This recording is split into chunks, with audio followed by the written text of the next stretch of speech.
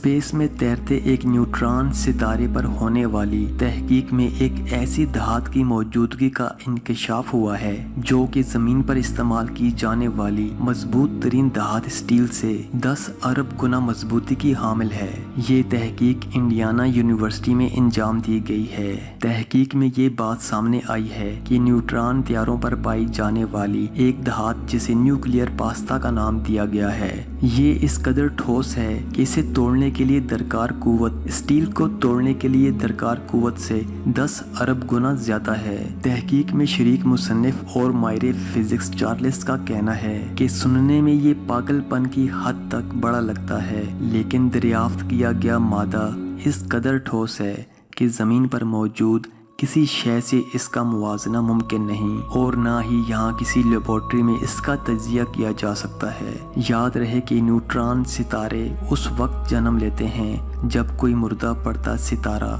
एक धमाके के साथ फट जाता है, जिसके नतीजे में वो वाफिर मिकदार में न्यूट्रॉन से भरपूर गुबार पैदा करता है। इस गुबार पर इंतहाई ताकतवर ग्रेविटी की कुव्वतें असरअंदाज होती हैं, जिसके सबब इस गुबार में मौजूद मटेरियल इंतहाई गैर मामूली खुसूसियात रखते हैं। तहकीक में कहा गया है कि ये धात न्यूट्रॉन स्टार की सतह से 1 किलोमीटर नीचे है, जहां एटमी न्यूक्लियर मादे इस हद तक दबाव का शिकार हैं कि वो न्यूट्रॉन और प्रोटॉन के इस मिक्सचर को तश्कील देने में कामयाब हो पाए हैं। ये मादा सितारे की तय में मुख्तलिफ इश्काल में मौजूद है और इसकी नूडल्स से मिलती जुलती शक्ल के सबब इसे न्यूट्रॉन पास्ता का नाम दिया गया है। माहिरीन का कहना है कि इस सितारे की तय में जैसे जैसे अंदर जाते जाएंगे ये मादा और सख्त और ठोस हो जाएगा।